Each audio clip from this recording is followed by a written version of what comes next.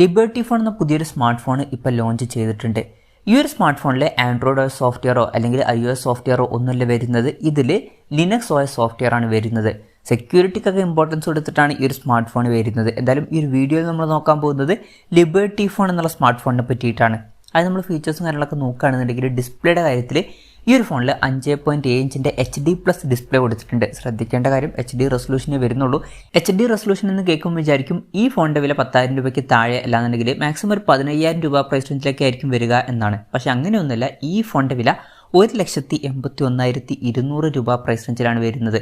ആ ഒരു പ്രൈസ് റേഞ്ചിൽ വരുന്ന ഒരു ഫോണിലാണ് HD റെസൊല്യൂഷൻ മാത്രം അവർ കൊടുത്തിരിക്കുന്നത്. ഈ ഒരു പ്രൈസ് റേഞ്ചിലൊക്കെ 2K റെസൊല്യൂഷൻ അല്ലെങ്കിൽ 4K റെസൊല്യൂഷനൊക്കെയാണ് എക്സ്പെക്ട് ചെയ്യുന്നത്. പക്ഷേ ഇതിൽ വെറും HD റെസൊല്യൂഷനേ വരുന്നുള്ളൂ. ഈവൻ AMOLED ഡിസ്പ്ലേ പോലും കൊടുത്തിട്ടില്ല. IPS LCD പാനലാണ് ഇതിൽ ഉപയോഗിച്ചിരിക്കുന്നത്.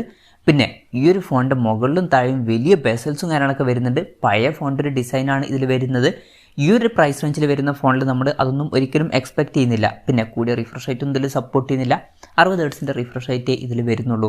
അപ്പോൾ ഡിസ്പ്ലേ ഫീച്ചേഴ്സ് എന്ന് പറയുമ്പം വളരെ ബേസിക് ആയിട്ടുള്ള ഡിസ്പ്ലേ ഫീച്ചേഴ്സേ ഇതിൽ വരുന്നുള്ളൂ. ഒരു 6,000 രൂപയ്ക്ക് താഴെ വരുന്ന ഫോണുകൾക്കൊക്കെ പറ്റിയിട്ടുള്ള ഒരു ഡിസ്പ്ലേ ഫീച്ചേഴ്സാണ് ഇതിൽ കൊടുത്തിട്ടുള്ളത്. പക്ഷേ വില 1,81,200 രൂപ പ്രൈസ് റേഞ്ചിൽ വരുന്നുണ്ട്.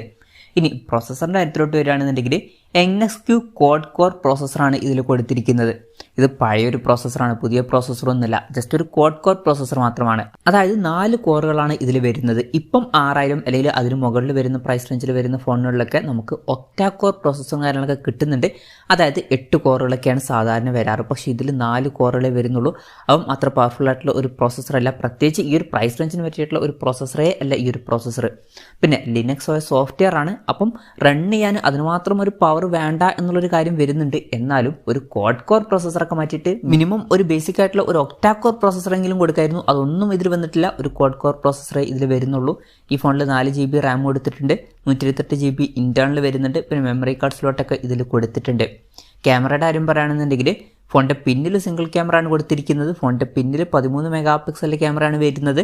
ഫ്രണ്ടിൽ 8 മെഗാ പിക്സലിൻ്റെ സെൽഫി ക്യാമറയും വരുന്നുണ്ട്. അപ്പോൾ ക്യാമറ സ്പെസിഫിക്കേഷൻ നോക്കുകയാണെന്നുണ്ടെങ്കിലും ഓൺ പേപ്പർ അത്ര മികച്ച ഫീച്ചേഴ്സ് ഒന്നും വരുന്നില്ല. അൾട്രാ വൈഡ് ആംഗിൾ ലെൻസ് ഒന്നും ഇതിൽ കൊടുത്തിട്ട് പോലുമില്ല.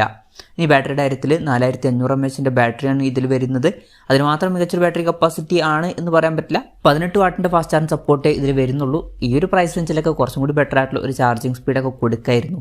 പിന്നെ Type-C ചാർജിംഗ് പോർട്ടും കൊടുത്തിട്ടുണ്ട്. അപ്പം അത്ര മികച്ചൊരു ബാറ്ററി സെറ്റപ്പും ഇതിൽ വരുന്നില്ല. 3.5mm മോഡി ജാക്കൊക്കെ ഈ ഫോണിൽ കൊടുത്തിട്ടുണ്ട്. പിന്നെ ഈ ഫോണിൻ്റെ ഹൈലൈറ്റ് ആയിട്ടുള്ള ഫീച്ചർ എന്ന് പറയുന്നത് ഇതിൻ്റെ സോഫ്റ്റ്വെയർ ആണ്. ലിനക്സ് OS ബേസ് ചെയ്തിട്ടുള്ള Debian OS സോഫ്റ്റ്വെയറിലാണ് ഇത് വർക്ക് ചെയ്യുന്നത്. പ്യൂർ OS സോഫ്റ്റ്വെയർ ആണ് ഇതിൽ വരുന്നത്. ഇപ്പം ഇതിൻ്റെ ഒരു മെച്ചം എന്താണെന്ന് വെച്ചാൽ സെക്യൂരിറ്റിക്കൊക്കെ കുറച്ചും കൂടി ഇമ്പോർട്ടൻസ് അവർക്ക് കൊടുക്കാം. ഇപ്പോൾ ഗൂഗിളിൻ്റെ ഡിഫാൾട്ടായിട്ട് ഇൻസ്റ്റാൾ ചെയ്ത് വരുന്ന ആപ്പുകളൊന്നും ഇതിലുണ്ടാവില്ല. അപ്പോൾ കുറച്ചും കൂടി ബെറ്റർ ആയിട്ടുള്ള സെക്യൂരിറ്റി ഫീച്ചേഴ്സാണ് അവർ ടാർഗറ്റ് ചെയ്യുന്നത്.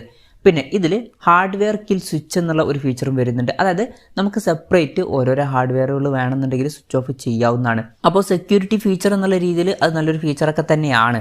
അപ്പം ഇതൊക്കെയാണ് ഫീച്ചേഴ്സിനെ പറ്റി പറയാനുള്ള കാര്യങ്ങൾ. പിന്നെ ഈ ഒരു സ്മാർട്ട് ഫോൺ ഇപ്പം ഇന്ത്യൻ മാർക്കറ്റിൽ ലോഞ്ച് ചെയ്തിട്ടില്ല. ഇപ്പോൾ US-ലേക്കാണ് ഈ ഫോൺ ലോഞ്ച് ചെയ്തിരിക്കുന്നത്.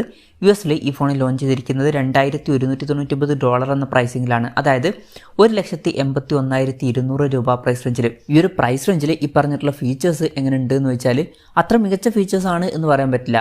വളരെ ബേസിക് ആയിട്ടുള്ള ഫീച്ചേഴ്സ് മാത്രമേ വരുന്നുള്ളൂ. വളരെ ബേസിക് ആയിട്ടുള്ള ഡിസ്പ്ലേ ഫീച്ചേഴ്സ്, വളരെ ബേസിക് ആയിട്ടുള്ള ഒരു പ്രോസസ്സർ, വളരെ ബേസിക് ആയിട്ടുള്ള ക്യാമറ ഫീച്ചേഴ്സും അതുപോലെ തന്നെ ബേസിക് ആയിട്ടുള്ള ഒരു ബാറ്ററി സെറ്റപ്പ് ഇതിൽ കൊടുത്തിട്ടുള്ളൂ. ആകെ എടുത്തു പറയേണ്ട കാര്യം എന്ന് പറയുന്നത് ലിനക്സ് OS സോഫ്റ്റ്വെയർ ആണ് ഇതിൽ വരുന്നത്. അതുപോലെ തന്നെ ഹാർഡ്വെയർ കിൽ സ്വിച്ച് ഫീച്ചേഴ്സ് പോലുള്ള ഫീച്ചേഴ്സൊക്കെ വരുന്നുണ്ട്. പിന്നെ സെക്യൂരിറ്റിക്കൊക്കെ അവർ ഇമ്പോർട്ടൻസ് കൊടുത്തിട്ടുണ്ട്. പക്ഷേ അതിന് വേണ്ടിയിട്ട് ഇത്രയും കൂടുതൽ പൈസ കൊടുക്കണോ എന്നുള്ളതും ഒരു ചോദ്യമാണ്. ഈ ഒരു ഫോണിൽ വളരെ ബേസിക് ആയിട്ടുള്ള ഫീച്ചേഴ്സ് മാത്രമാണ് വരുന്നത്.